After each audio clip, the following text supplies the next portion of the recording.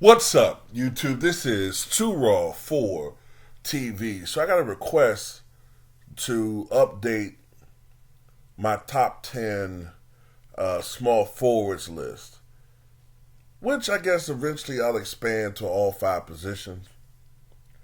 And I gotta be honest with you, there's been no real changes in my top 10 as far as small forwards are concerned. There's been no real changes. The only difference is I decided to take a player down a notch. I took one guy down a notch, and you may suspect who that is, right? You may already probably suspect who that is, but I decided to take a guy down a notch. But anyway,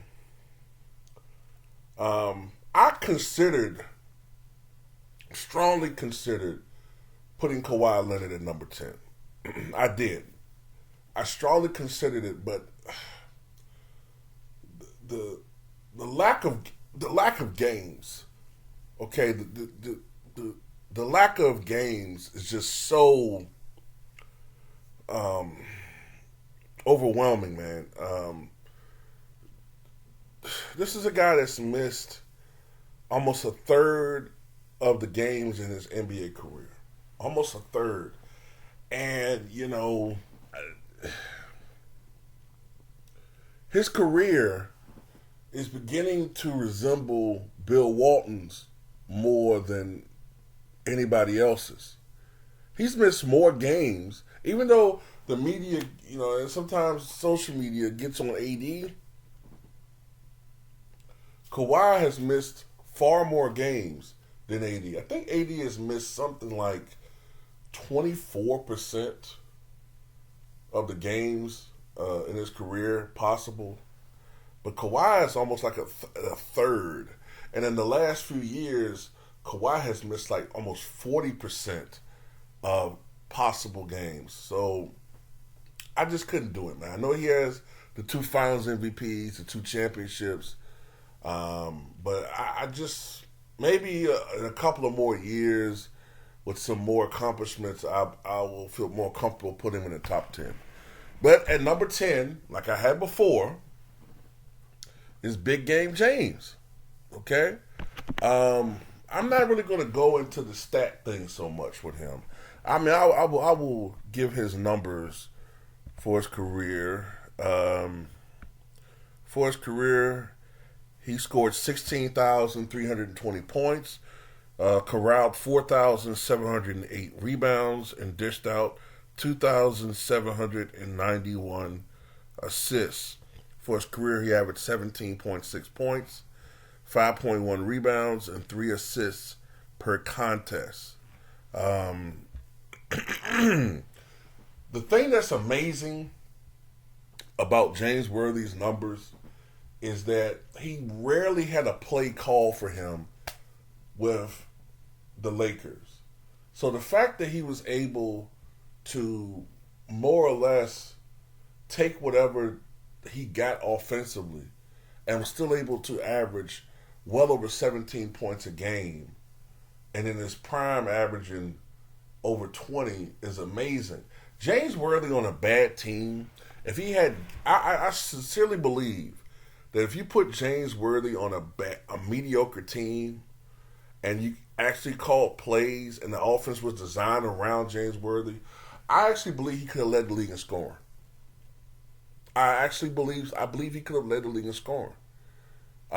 His efficiency would have went down a bit, but I could see a James Worthy shooting 48% from the floor. I could see him averaging 29, 30 points a game. Yeah, I'm being dead ass serious. I could see this guy putting up phenomenal numbers, but he didn't do that because of the nature of the team that he was on, and he had a role on that team, all right? And the plays were called mostly for Kareem Abdul-Jabbar. Magic sometimes scored in one-on-one situations. Byron Scott would do his thing. The guys who really didn't have plays called for them was Michael Cooper, who wasn't really much of a scorer. He could score, but he wasn't. He was more of a defender. And Worthy didn't actually have plays called for him, but he could score. But anyway, James Worthy was born in Gastonia, North Carolina. And during his senior season at Ashbrook High, he averaged 21.5 points, 12.5 rebounds, and 5.5 assists. And that production led his team to the state championship game. Named both for Parade Magazine and McDonald's All-American, he was selected to play the 1979 McDonald's All-American game, which also featured fellow Hall of Famers Isaiah Thomas, Dominique Wilkins, and Ralph Sampson. Now, just to do a quick look at his accomplishments as far as his career is concerned, he was a 3-time NBA champion, winning a title in 1985, 87, and 88. He was the 1988 NBA Finals MVP. He was a 7-time NBA All-Star, a 2-time All-NBA third team player. He was on the NBA All-Rookie first team. He was on the 50th and 75th anniversary teams for the NBA. His number 42 is retired by the Los Angeles Lakers. And his number 52 is also retired by the North Carolina Tar Heels. And he was a star player in North Carolina. As a matter of fact, initially he overshadowed Michael Jordan. And he was on those key Tar Heel teams that had Michael Jordan, Al Wood, and Sam Perkins. In 1982, he dominated the championship game against the Georgetown Hoyas, sealing the Tar Heels' 63-62 victory by intercepting an inverted pass thrown by Hoya point guard Fred Brown with just seconds remaining. His 28.4 rebound finale on 13 of 17 shooting capped a standout performance throughout the NCAA tournament, earning him its Most Outstanding Player award. On the cover of Sports Illustrated, a picture of James Worthy putting in a tip dunk in front of Patrick Ewing, captioned, "James Worthy slams the door in Georgetown," made the cover of that magazine. Despite the fact that the Lakers were a great team at this point, matter of fact, in '82, I believe they won their second championship in the Magic Johnson era. But despite that, they had a first-round draft pick that they had received from a draft trade made 3 years prior. So, with the 1982 draft, already a great team, they selected James Worthy, who made an immediate impact as a rookie, averaging 13.4 points per game and shooting a Laker rookie record 58% from the floor. With his speed, dynamic ability to score with either hand, and dazzling play above the rim, Worthy thrived in Lakers' high-octane Showtime offense. When not finishing fast breaks with his trademark Statue of Liberty dunks or swooping finger rolls, Worthy was also one of the best post players at his position, with a quick spin move off the low block and a deadly turnaround mid-range jumper. His rookie year ended prematurely when he broke his leg in April of '83. He was still named to as I mentioned earlier, he was still named to the '83 All-Rookie First Team, but missed the rest of the season and playoffs.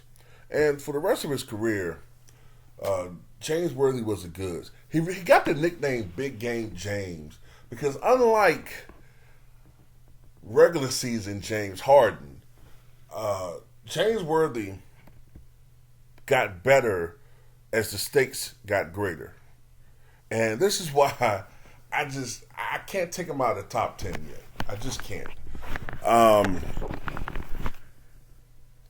James Worthy was the Lakers' leading scorer in 1987 and 1988 during the playoffs.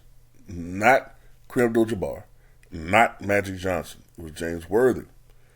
And it was during the 1988 NBA Finals that James Worthy, in that Game 7, had a triple-double and won Finals MVP. He was the best player on the Lakers during that series. As a matter of fact, James Worthy averaged a phenomenal 3.5 more points per game during the playoffs than he did during the regular season. James Worthy played in 143 playoff games and averaged 21.1 points, 5.2 rebounds, and 3.2 assists on 54.4% shooting. In 34 NBA Finals games, he averaged 22.2 points per game on 53% shooting. James Worthy played in 4 Game 7s in his career.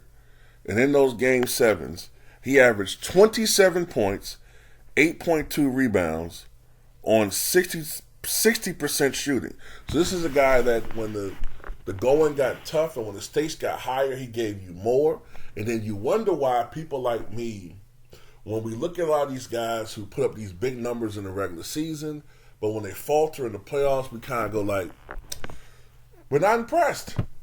Man, but he's averaging 36 points, 12 assists, and da-da-da-da. Okay, yeah. Can he do that in the Can he do it in the playoffs? I mean, can he show us that he can replicate these numbers at least to a degree in the playoffs? Nope. All of a sudden now, he's only averaging 19 points and 8 assists and can't hit the side of a barn, you know what I'm saying, with a fucking mallet. I mean, so that's all I got to say, man. Number 10, Big Game James.